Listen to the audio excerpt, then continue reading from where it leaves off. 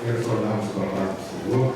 Amém? Vamos trazer, glorificando e adorando ao Deus que é vivo e reina e que está neste lugar, nesta noite. Amém? Amém? Eu creio que o Senhor está aqui nesta noite.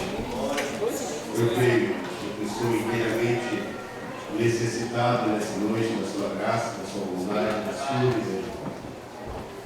Nós passamos comunicou essa semana para estarmos ministrando notícias e apresentações. Aí quando chegamos aqui, o culto era de louvor e adoração.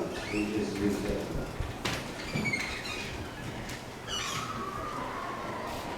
Mas servimos a um Deus que não é um Deus de confusão, amém? E eu preparei uma mensagem que eu não vou pregar hoje. Vai ficar aqui. Porque, como o nosso pastor disse, todo adorador é um missionário. Porque onde há gratidão, há adoração, amém? E é onde há adoração, há uma pessoa com seu coração pronto para servir aquele que o regimentou para a glória. É muito bom ouvirmos hinos e louvores.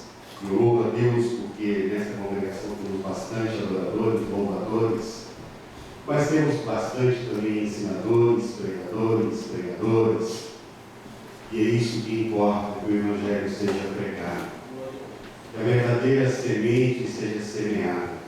Então, essa mensagem de missões fica para uma outra vez. Porque verdadeiramente os dias são maus, irmãos. Os dias são maus. Mas eu quero me manter obediente ao Senhor.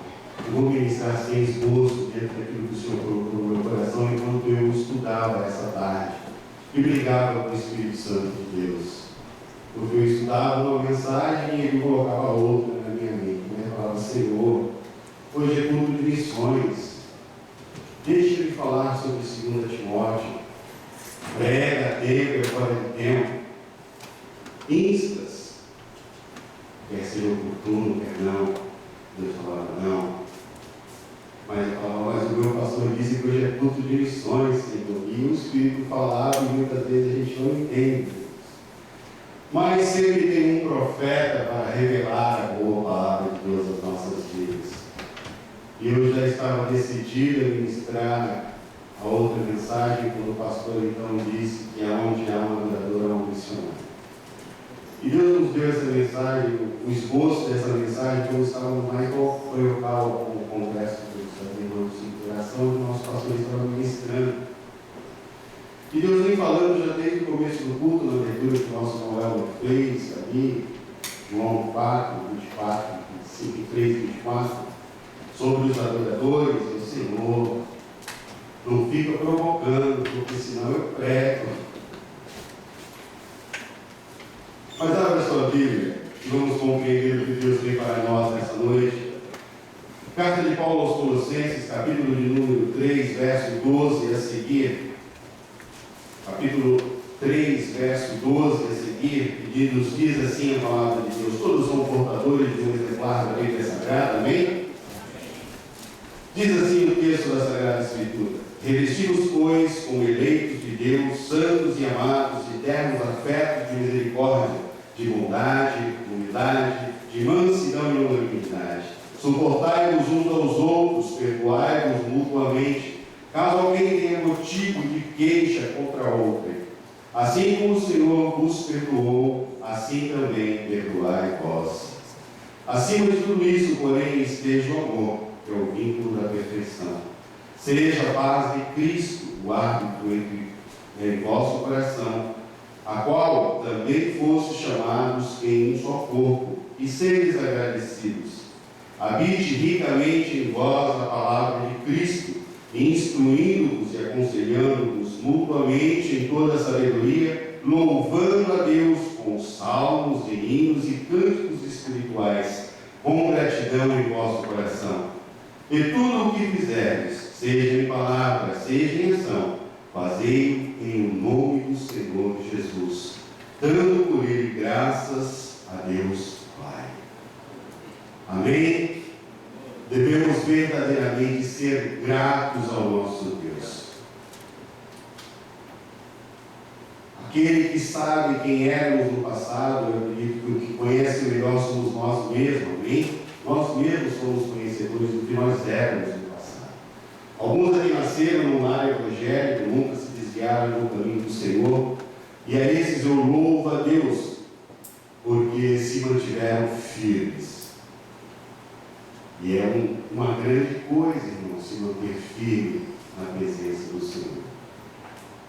Muitos acham que aqueles que vêm do mundo com um testemunho como o meu, têm mais oportunidade de falar das misericórdias de Deus, mas eu acredito que a maior de todas as virtudes é aquele que perseverou na casa do Senhor por toda a sua vida, se abstendo de tudo aquilo que o mundo oferece lá fora, fazendo como aqueles 3 jovens que foram levados ali de Jerusalém até a Babilônia e decidiram, junto com Daniel, se abster dos manjares da mesa do rei. Para você que nasceu na igreja e persevera em Cristo até hoje, meus parabéns. Continue nessa sua força, porque assim alcançarás a tão bendita e esperada promessa do Senhor. Mas nós que viemos de um lugar tenebroso, de um lugar terrível, estávamos incutidos em Efésios 2, a partir do verso 1, que diz assim: e vos deu vida, estando vós mortos dos vossos delitos e pecados, nos quais andades outrora, segundo o curso deste mundo, segundo o príncipe da potestade do ar, o espírito que agora atua nos filhos da desobediência, entre os quais também todos nós andávamos outrora, segundo as inclinações da nossa carne, fazendo a vontade da carne e dos pensamentos, e éramos, por natureza, filhos da ira, como também os demais. Estávamos inseridos nesse contexto quando chegamos aos pés do Senhor Jesus Cristo.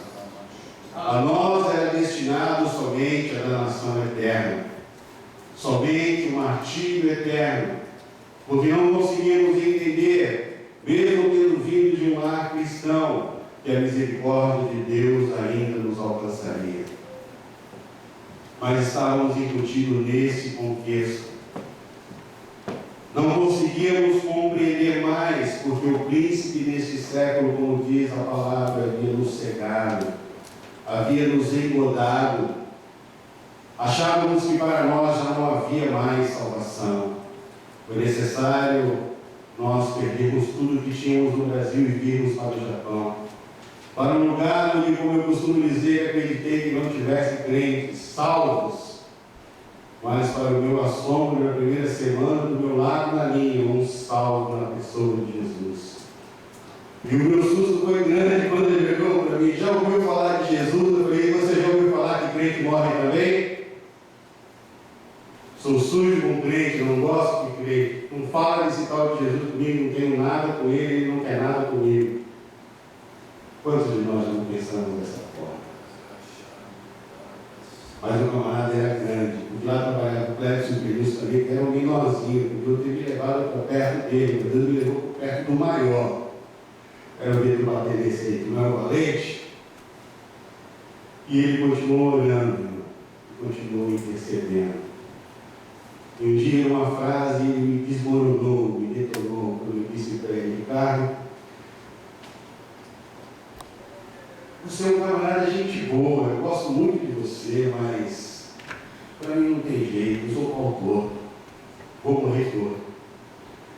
Aí o Espírito Santo tomou ele na sua mão e olhou e me disse: você sabe qual é a profissão de Jesus? Aí, por já ter lido a Bíblia várias vezes, ainda quando não era salvo, eu engasguei para ele, pronto, ele me pegou. Eu falei: pois é, eu sei, pois é, ele é uma marceneira. Não existe pau torto que o marceneiro de Jordão não endireite. Estamos aqui sendo endireitados por ele há 14 anos. Tudo isso é para me dizer, irmãos, que mesmo estando incutido nesse contexto que nós lemos, até o versículo de número 3 de Efésios 2, a palavra continua nos dizendo assim: mas Deus, sendo rico em misericórdia, por causa do grande amor com quem nos amou, e estando nós mortos nos nossos delitos, nos deu vida juntamente com Cristo. Pela graça sois salvos. E juntamente com Ele nos ressuscitou e nos fez assentar nos lugares celestiais em Cristo Jesus, para mostrar nos séculos vindouros a suprema riqueza da sua graça, em bondade para conosco em Cristo Jesus, porque pela graça sois salvos mediante a fé. E isso não vem de vós, é dom de Deus, não de obras, para que ninguém se glorie, pois somos feitura dele, criados em Cristo Jesus para boas obras, as quais Deus de antemão preparou para que andássemos nelas. E como eu digo hoje, não fazemos boas obras para ir para o céu, porque somos salvos já na pessoa do Senhor Jesus Cristo, é que praticamos obras boas. Porque quando um salvo pratica a coisa errada, o acusador já se levanta e não é o seu nome que é envergonhado, é o nome daquele a quem você disse que serve. Tu não é crente, tu não é cristão, como faz essas coisas? Porque de antemão Deus já nos preparou para que glorificássemos o nome dele. E é só por ele que estamos aqui hoje. Por causa desse tão grande amor, que em João 3,16, João, dentro de mais 10, mais ou menos, eu acredito que o pastor Ezequiel Soares falou que dentro de mais de 10 mil verbetes gregos, João não conseguiu encontrar um para expressar o amor de Deus, e ele colocou tal. Tamanho imensurável. Como pode uma palavra de 3 letras apenas significar tanta coisa? Não é que alguém poderia olhar as paletas desse ar e falar que ele está tirando a minha inspiração aqui? Toda hora ele vira a página da Bíblia. Então, irmãos, esse tão grande amor que Jesus demonstrou sobre aquela cruz, cedendo ali a sua vida em obediência. Olha que por enquanto deixar a paleta, vai só subir um pouquinho. Aí esse aqui para mim. Sacrificando a sua própria vida em resgate de nós, seres pecadores, como ele disse, que a nós estava destinada a nação. Morreu uma morte terrível, a pior morte da sua época. E eu comentava na fábrica esses dias com o meu líder, na hora que nós estávamos ali comendo, porque, como eu disse, é em tempo e fora de tempo, a todo tempo nós temos que estar preparados para falar do amor de Deus. E nós já temos ali há 6 meses incutido algumas mensagens de Deus na cabeça desse rapaz, e eu dizia para ele, assistindo um vídeo, que não tinha visto ainda um filme tão real como aquele Paixão de Cristo que o Mel Gibson gravou, dirigiu, onde Jesus verdadeiramente é feito da forma que fala em Isaías. Ele é moído. O seu Deus, o meu Deus, foi moído.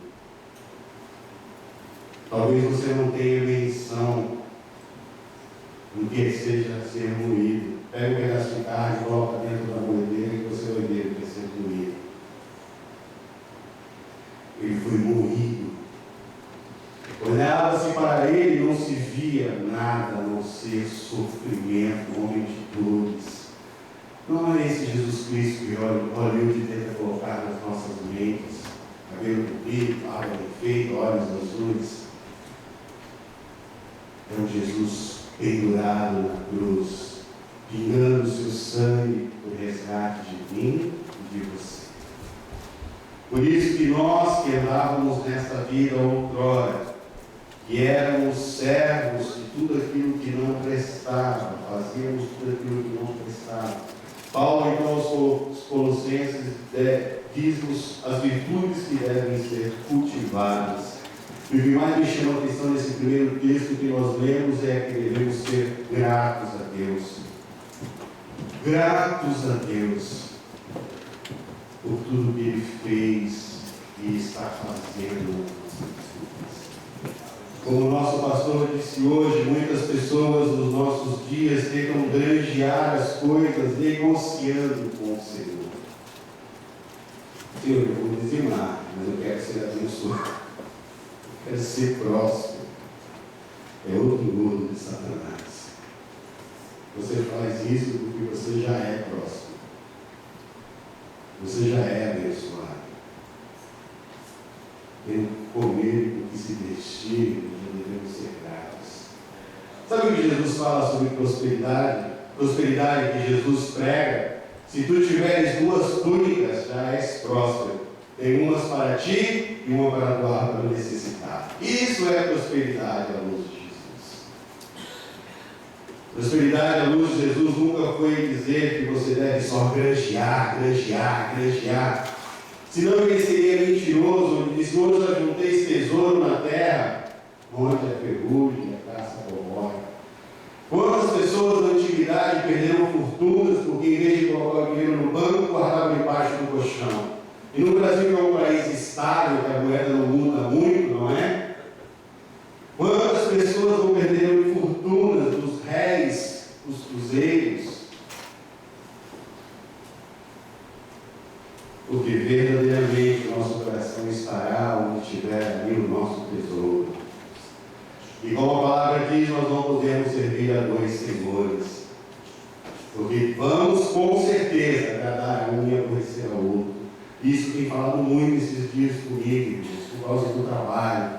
O trabalho tem me cansado, tem tomado meu tempo com Deus. Eu disse para o meu líder essa semana, eu não sei por ainda quanto tempo eu permaneço aqui. Porque esse trabalho está me afastando daquilo que eu tenho por mais precioso na minha vida. E não é por bobagem, é por cansaço. Eu não pude estar aqui convosco no final de semana, porque de última hora surgiu um problema na máquina que eu opero e eu precisei trabalhar no sábado de madrugada. Saí às 5 da tarde, saí às 5 da manhã no domingo. Pelo menos no domingo eu não conseguia nem levantar da cama, porque de madrugada na segunda-feira eu já tinha que entrar novamente. Nosso pastor nos fez um convite pela primeira vez em 14 anos. Eu disse não para Jesus, porque o meu cansaço, o meu trabalho tem consumido a minha vida com Deus. Eu falei, Senhor, eu não quero mais isso. Nós temos que tomar cuidado, irmãos. Cuidado com aquilo que fazemos e falamos, porque um dia Deus vai nos cobrar conta de tudo isso. E eu não quero me achar negligente perante o tribunal de Cristo. Por isso que eu orei ao Senhor durante esse dia e falei, Senhor, eu preciso ministrar essa palavra que o Senhor falou comigo nesta noite. Porque verdadeiramente, irmãos, nós devemos ser gratos a Deus. Porque se não fosse por Ele, a minha filha não estava na faculdade hoje. Se não fosse por Ele, eu não estaria aqui hoje. Se não fosse pela sua misericórdia infinita, como eu disse para alguns irmãos, a minha perspectiva de vida era 40 anos. Por isso eu sempre vivi no meu limite, no meu físico, no meu emocional, porque eu achei que eu não passaria dos 40. Mas eu já tenho 47 e agora as cargas do passado começam a cobrar conta da nossa velhice. E eu falo, Senhor, ainda estou aqui porque Tu tens me dado pulmões novos, restaurou todo o meu sangue. E eu não tenho sido grato a Ti. Por isso que quando o pastor me mandou meu dá para pregar amanhã, eu falei, dá, pastor. Eu não vou mais falar não para Jesus. Se a vaga estiver aberta lá, eu vou também.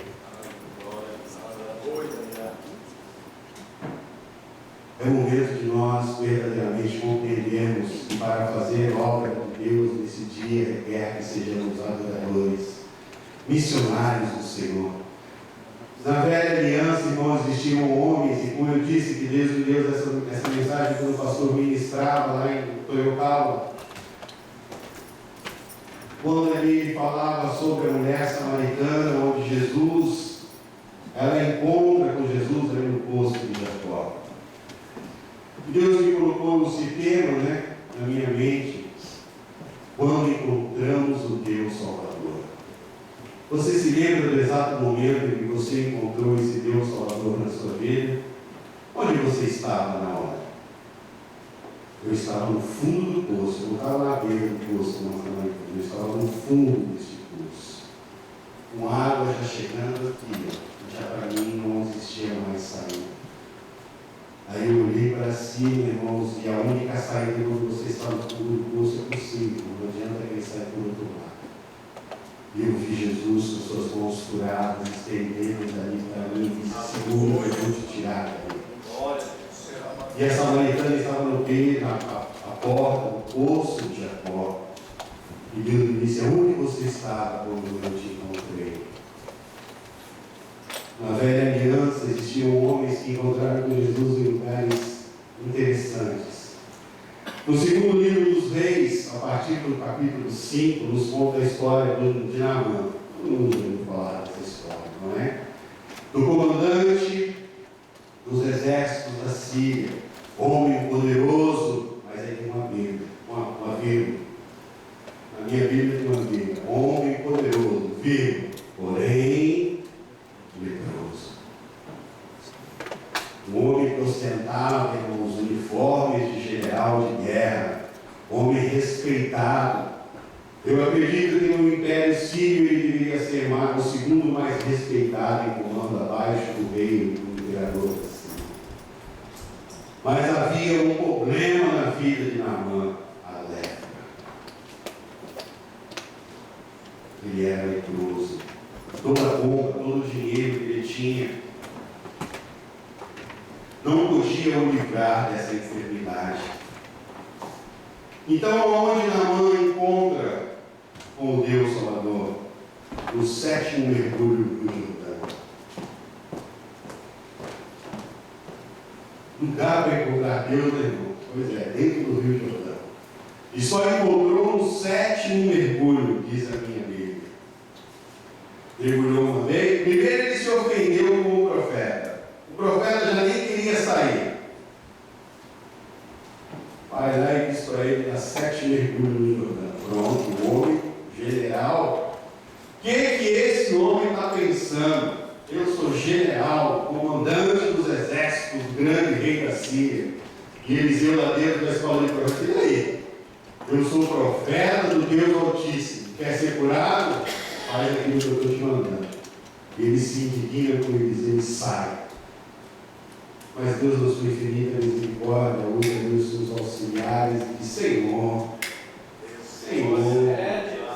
se tivesse pedido algo impossível para te fazer, não é porque na minha terra tem os 20 melhores. Não. Deus quer ver o que nós temos no coração. Não é nos humilhar. Ele não queria humilhar, ele queria ensinar uma lição. Porque os deuses com D minúsculo que Naamã servia lá na Síria, eram deuses que recebiam ofertas, oferendas de joias, de diamantes. E ele trouxe tudo isso ao rei de Israel. E chega lá com 340 quilos de prata, 60 e poucos quilos de ouro, bota aos pés do rei, e o rei: olha, o que eu vou poder fazer contigo? Quem sou eu, pai? Lá e procura o profeta, eu não tenho nada a ver com isso. Vai lá e procura um homem de Deus, um milagre só acontece onde tem homem de Deus. Aleluia!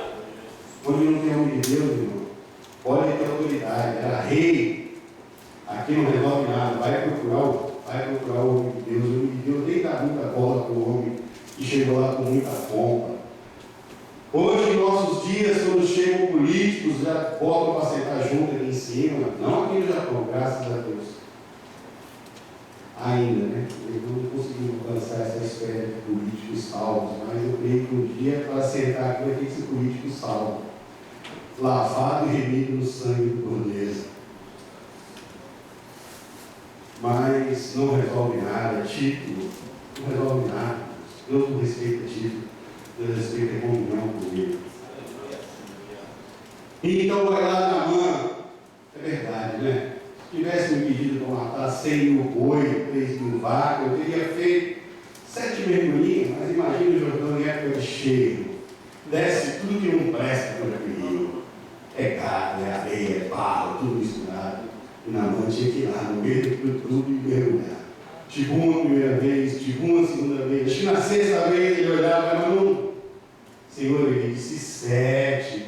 Senhor, 7, mais uma, já mergulhou 6, mais uma. Então, que bom, foi a última vez que ele levanta, diz que a sua fé se tornou alva.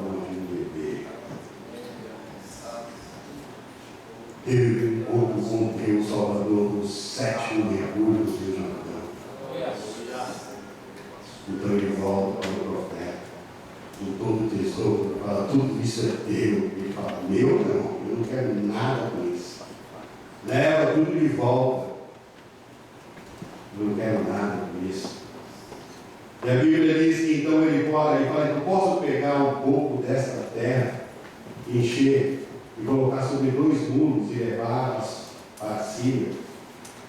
Porque o Senhor sabe, eu sou um homem de responsabilidade, o rei se debruça sobre a minha mão para oferecer sacrifícios ao nosso Deus, mas que mesmo que para isso eu tenha que estar ali por uma obrigação cívica, o meu coração a partir de hoje pertencerá ao Deus de Israel. Eu quero levar dessa terra para a Síria e colocar num lugar, e sempre debruçar os meus joelhos sobre essa terra e dizer, só existe Deus em Israel. Sabe, irmãos, olha que tudo isso começa na vida de uma adoradora serva do Senhor. Porque a Bíblia diz no começo do capítulo 5, no verso 2, que existia uma menina. Todo mundo fala de Eliseu, fala de Naamã, fala de Geazi. Mas eu quero nos lembrar da adoradora que estava lá na casa, servindo. Ela não era convidada, não, ela era serva, era escrava. E ela vendo tudo aquilo, ela disse ela à sua senhora, tomara que meu senhor estivesse diante do profeta que está em Samaria, e ele o restauraria da sua terra. A Bíblia não fala, irmãos, o que Naamã fez quando voltou curado para a Síria com essa moça. Mas eu creio que, restaurado da lepra, servindo ao Deus verdadeiro, ele libertou essa serva e colocou ela em lugar de destaque na sua casa. Mas ela não fez isso intencionando receber nada em troca. Porque eu creio que Naamã, apesar da sua lepra, apesar do seu cargo, ele era um bom homem, porque essa moça tinha um bom coração para com o seu Senhor. Mas que virtude há fazer o bem para aqueles que fazem o bem para nós, não é? O que nós temos falado de Jesus para aqueles que têm nos perseguido nas fábricas. E nós temos falado de Jesus para aquele companheiro de lado de mim, que muitas vezes vai para mim, tu é crente, tu não tem mais nada o que fazer na tua vida, não. Porque te perseguindo, tudo serve a Jesus. Por que temos pedido a Deus por essas pessoas? Mas aqui está Naamã, encontrou o Senhor no 7º mergulho do Rio Jordão. Onde você está quando o Senhor te recebeu? Qual era a sua condição quando teve um encontro com Deus? Temos, irmãos, muitas coisas que acontecem no decorrer das nossas vidas. Fazemos muitos planos, mas nunca devemos esquecer que a palavra final deve vir do Senhor. Porque enquanto tivermos gratidão no nosso coração, seremos missionários valorosos do Senhor. Seremos adoradores verdadeiros que adoram em espírito e em verdade. Outro rei poderoso, Nabucodonosor, construiu uma estátua de ouro. Disse para 3 jovens israelitas: prostrem-se. Nós não. Livro do profeta Daniel, capítulo de número 3, você vai encontrar essa história maravilhosa, onde 3 jovens são ameaçados de ser lançados dentro de uma fornalha de fogo ardente. E eu não entendi, se vai ser de fogo, para quem enfatizar que é ardente? Porque o negócio estava quente mesmo. Estava tão quente para os historiadores não dizerem que estava meio quente, que quando ela foi aberta, já lambeu logo aqueles servos que abriram ali para falar.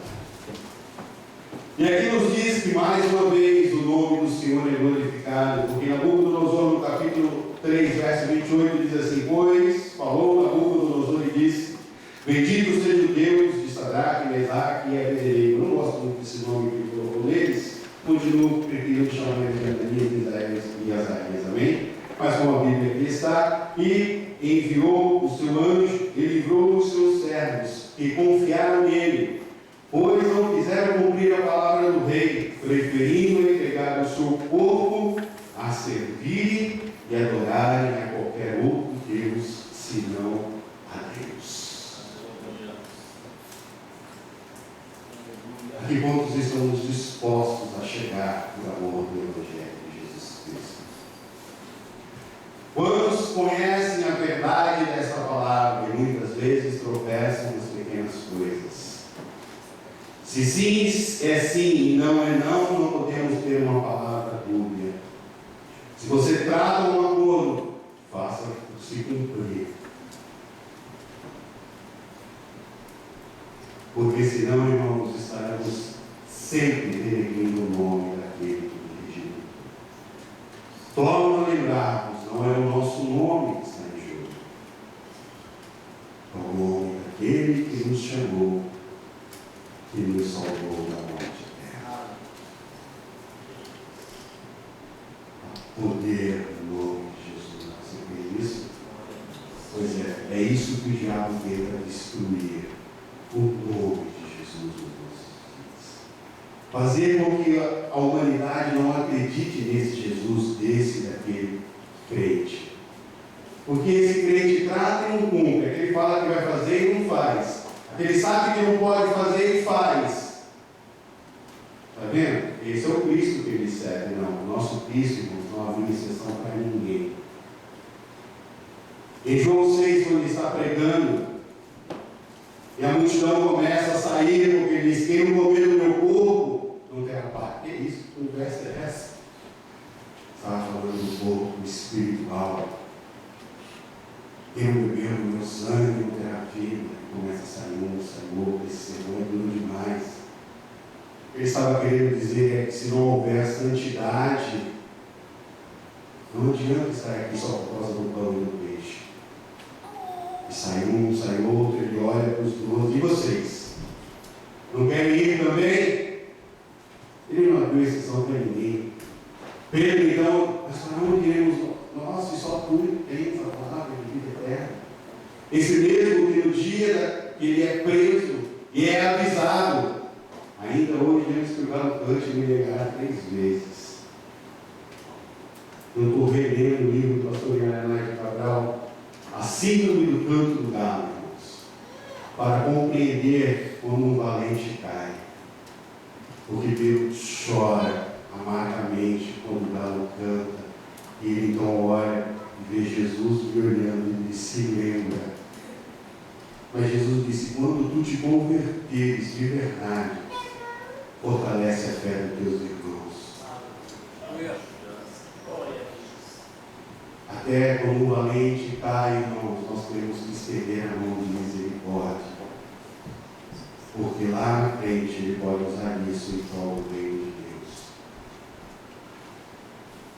Vemos então Nabucodonosor, pelo testemunho desses 3 jovens, encontrar o Deus verdadeiro em frente a uma fornalha de fogo ardente. Como eu disse, a samaritana encontrou Jesus à beira do poço de Jacó. Mas há um outro na Bíblia que eu acho também muito interessante no Novo Testamento. Eu não vou falar de Paulo ou de Saulo, de Tarso, porque estamos falando de missões e de culto de adoração. A samaritana, assim que teve este encontro com Jesus, sai pela cidade dizendo aquilo que o mestre havia dito e chamando as outras pessoas para virem ouvir também. Mas no Evangelho de Jesus Cristo, conforme escreveu Marcos, no capítulo 5, nos conta a história daquele gadareno endemoniado. Porque hoje procuramos missionários dentro da igreja, nos seminários, dentro dos cursos teológicos, mas Jesus é aquele que transforma endemoniado e missionário. E encontra o gadareno dentro de um cemitério, vivendo entre os sepulcros, se rasgando, se mordendo, se quebrando. E o homem era endemoniado mesmo, porque prendiam ele com cadeias e ele estraçalhava tudo. E ele tem um encontro com Jesus no cemitério. E encontra o Deus Salvador da sua vida. Não existe lugar certo, irmãos. Por isso que Paulo fala a Timóteo: prega a tempo e a fora de tempo. Insta quer seja oportuno, quer não seja oportuno, mas fale. Tema da mensagem missionária que veio ministrar hoje são dias maus ou tempos trabalhosos, baseado nesse texto de Paulo. Onde vemos, irmãos, que o que ele pregou naqueles dias está acontecendo exatamente nos dias de hoje. A apostasia tem tomado conta das nossas vidas, das nossas igrejas. Vemos essa semana uma manchete em toda a internet, em todo o blog social: Igreja Assembleia de Deus permite divórcio de seus pastores. Eu falei: heresia, está fora da palavra de Deus. Mas o que se esperar, irmãos? São os últimos dias. A Bíblia nos diz, Jesus nos diz que nos finais dos tempos muito apostotariam da sua fé, dando ouvido a doutrinas de demônios. A placa da igreja não vai te levar para o céu, irmãos, porque ela é boa, mas está lá fora. Aqui dentro ela nunca entrou. Eu lembro que em culto eu nunca vi a placa aqui dentro. Ela pregou no meio da mudança. E esse dia eu estava revendo esse vídeo na casa do irmão Hermes, na nossa mudança para cá. Eu falei: nossa, como eu estava magrinho, logo que tinha cabelo. Tinha mais, não, tem que dizer mais. E vi ele no primeiro culto que foi feito aqui em cima, irmãos, que nos trouxe muita alegria no coração. Mas onde foi que nós estávamos com Jesus, irmão? A pergunta que não cala no meu coração nessa noite é essa: aonde foi que você estava com Jesus, irmão? Na verdade, não importa, irmãos. Porque em Colossenses 3, ele diz assim: portanto, se fostes ressuscitados juntamente com Cristo, buscai as coisas lá do alto, onde Cristo vive, assentado à direita de Deus. Pensai nas coisas lá do alto, não das coisas aqui da terra, porque morrestes e a vossa vida está oculta juntamente com Cristo em Deus. Aonde a sua vida está? Oculta juntamente com Cristo em Deus. Glória a Deus. A sua vida está oculta. Diga comigo: oculta. Juntamente com Cristo em Deus. Então a minha pergunta para você nessa noite: onde é que você estava quando Jesus me encontrou? Não importa. Importa saber onde eu estou hoje. Como eu disse, ele me encontrou no fundo de um poço.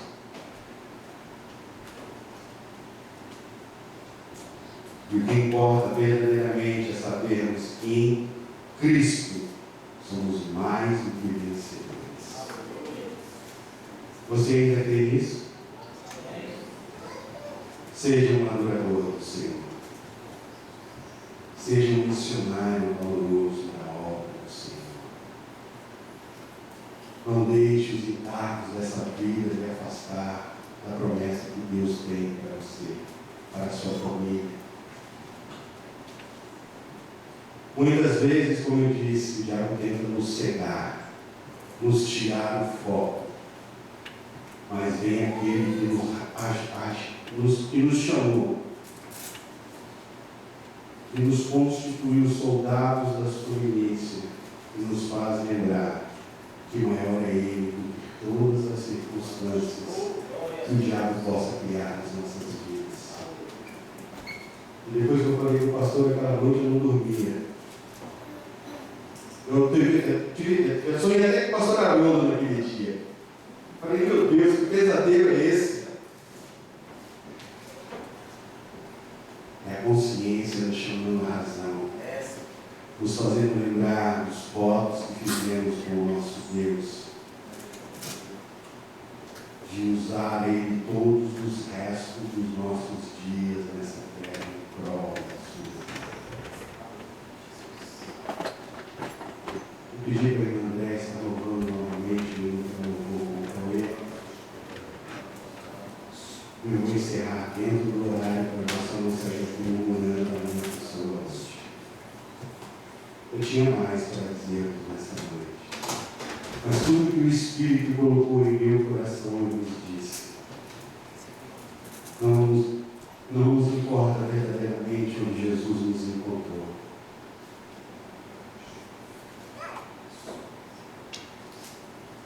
E quando eu preparava o outro esboço, Deus nos fazia remoer essa palavra toda.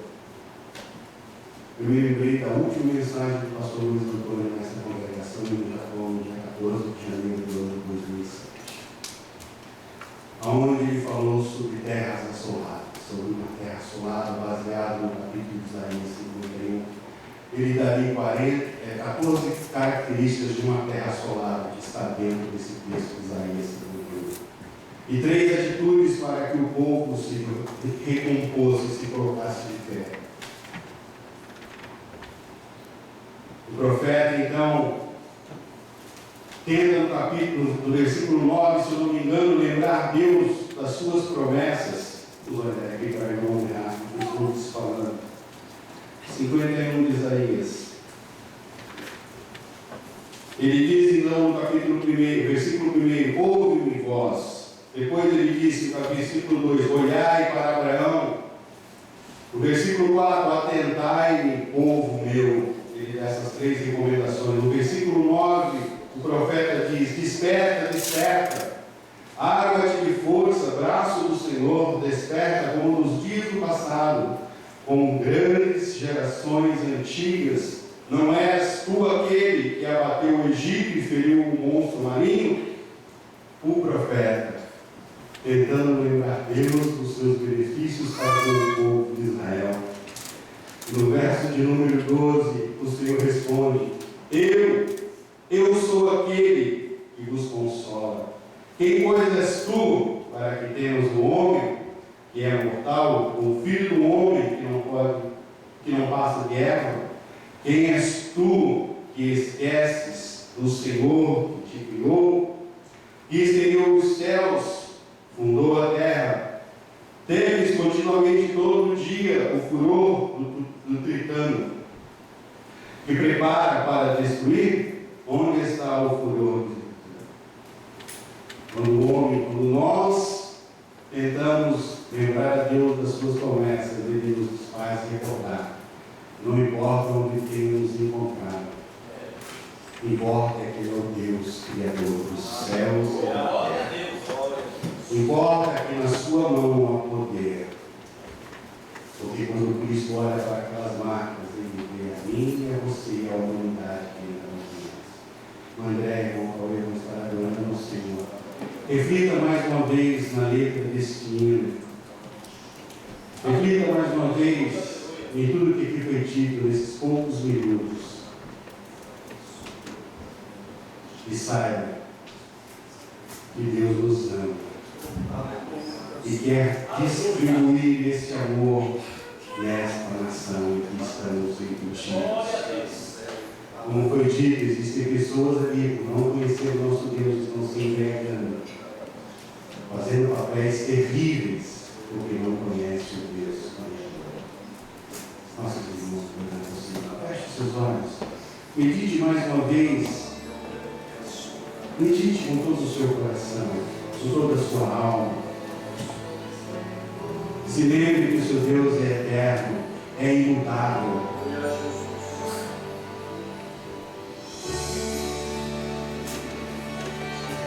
Não há vale profundo que o nosso Deus não seja ainda mais profundo.